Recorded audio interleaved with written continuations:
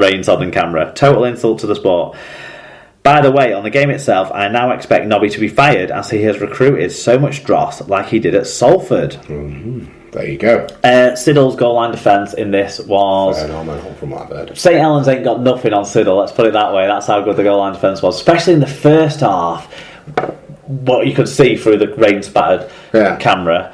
Siddal, right, are in everything but name as good as most League One sides, given their position in the amateur game.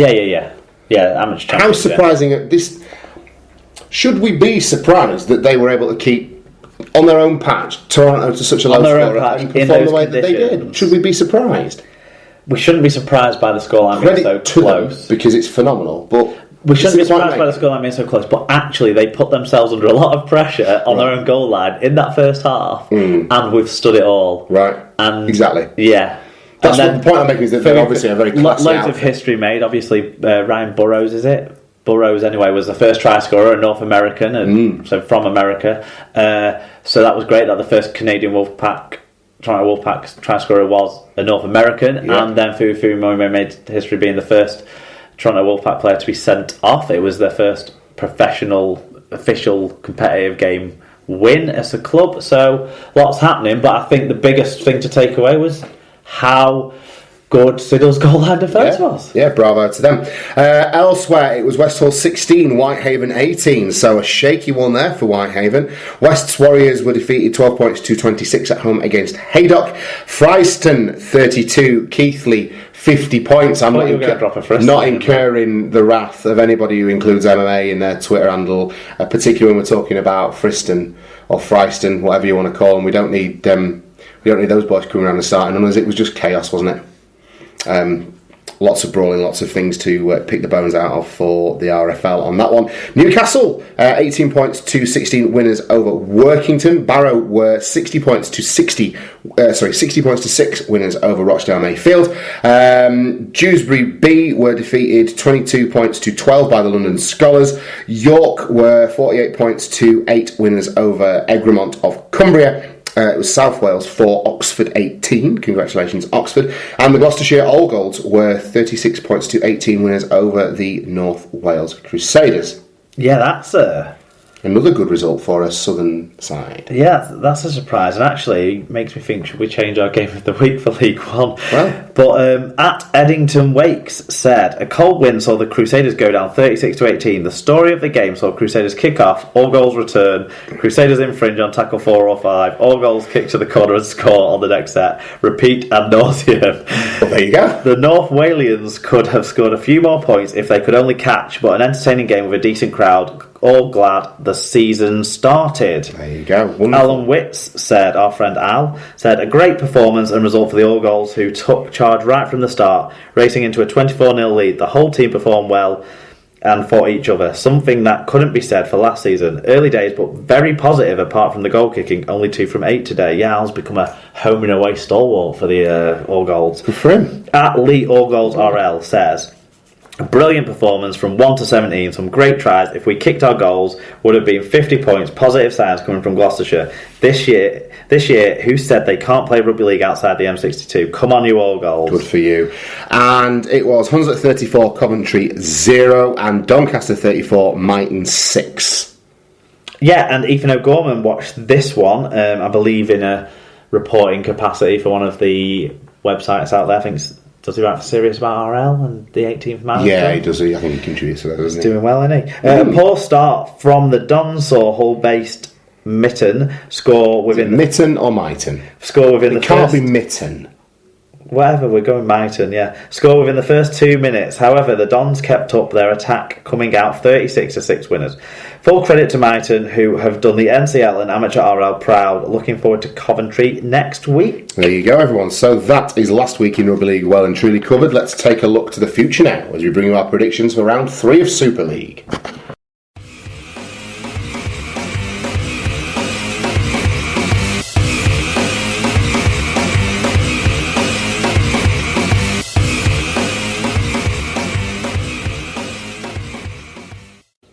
So, Mark, Super League round 3. We've got there's some exciting fixtures coming up this week, and it starts on Thursday night, and it's on Sky TV. Castleford take on the Leeds Rhinos down at the Jungle. What do you reckon? I can only see a Castleford win based on what I've seen so far. Now, that's not to say that what I've seen so far has sort of deceived me, or that Leeds won't put in an extra special kind of effort for a local kind of game and a big crowd that I expect. And I expect the 11,500 capacity of the Jungle to be met. Yes. But Castleford are scoring tries and Leeds struggle to, so I'm going to go with Castleford 30 points to 16. Yeah, I've gone a very similar way, 30 points to 12, in fact, in favour of Cass.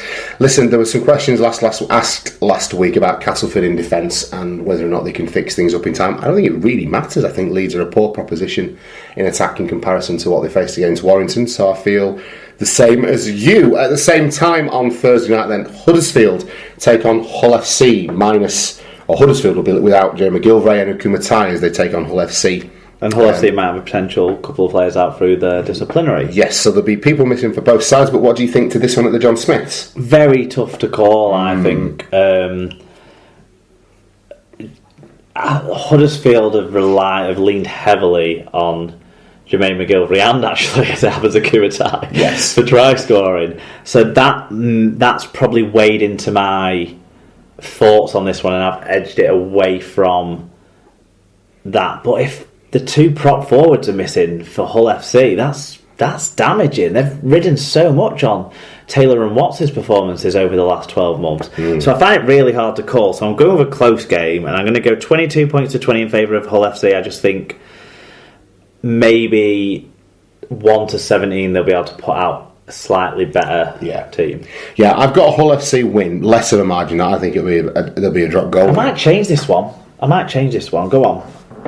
I'm talking myself out of it even now, to be honest with you. What's the moratorium? When do we get to change our opinions by the end when we finish speaking? Yeah. I'm going to go 19 points to 18 in favour of Huddersfield. I've swapped mine to 22-20 in favour of Huddersfield. I'm going to go Huddersfield by a drop goal.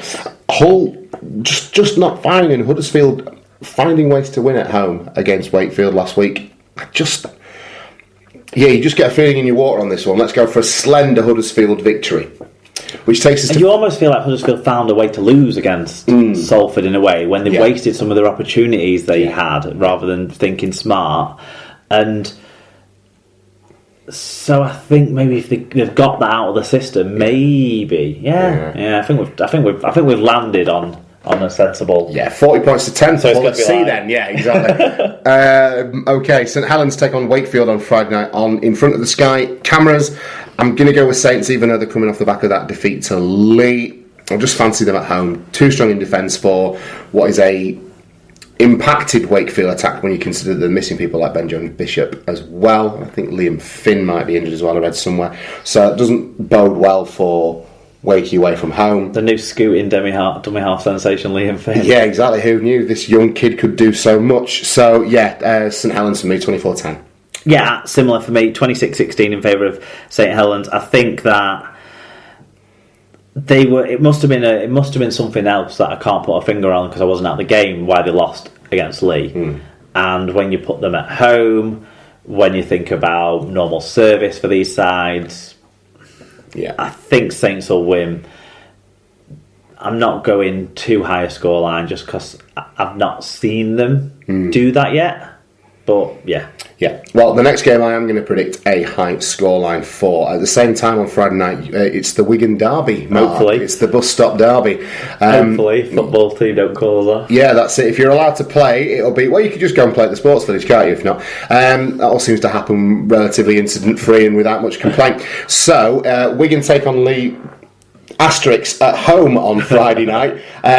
I see this one having a lot of points, and I think these two teams will be well up for going against each other. The pre-season game between Lee and Wigan, I never read a great deal into, because Wigan don't always put out a particularly strong side, and Lee do tend to be a bit more competitive in their lineups. Lee's side this year was almost their first choice side that's been playing the last 3 games. Wigan's side was strong for half an hour. Yeah, so there you go. I think Lee will come out the gates really fired up and might even take a bit of a lead, and then you guys will wake up to that and just be superior from 1 to 17, which is exactly what you are.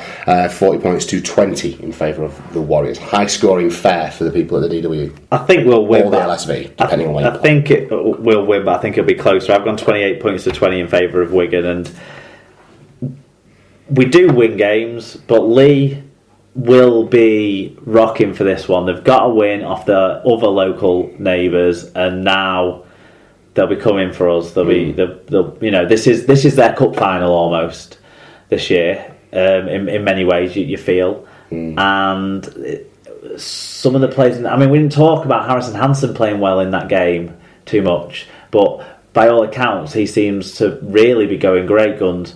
And that's the former Wigan player. And then you got Gareth Hock, who all the emotion that gets rolled up into that guy. Acton came through at Wigan. Danny Tickle used to play for Wigan. That whole forward pack has got an axe to grind with this club. Yeah. And it'll be interesting to see how the Wigan forward pack react to that. I just think we've got too much class at the end of the day to not score tries on Lee. Yeah, I agree. Salford take on Warrington then on Saturday afternoon down at the AJ Bell. I'm going to go for a slender Salford win on this one. Warrington are still missing some key players for me, and Salford, I think that this is something that they can pull out of the hat.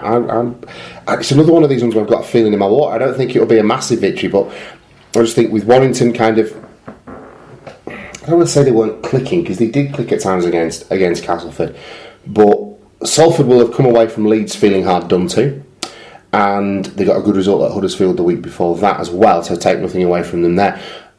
Confidence at Warrington might be a bit shaky, having not won a game yet, and this isn't necessarily the best place to be. I wouldn't want to be going away to try and find my first win of the season with some key players out, so I'm going to go Salford 20 points to 16.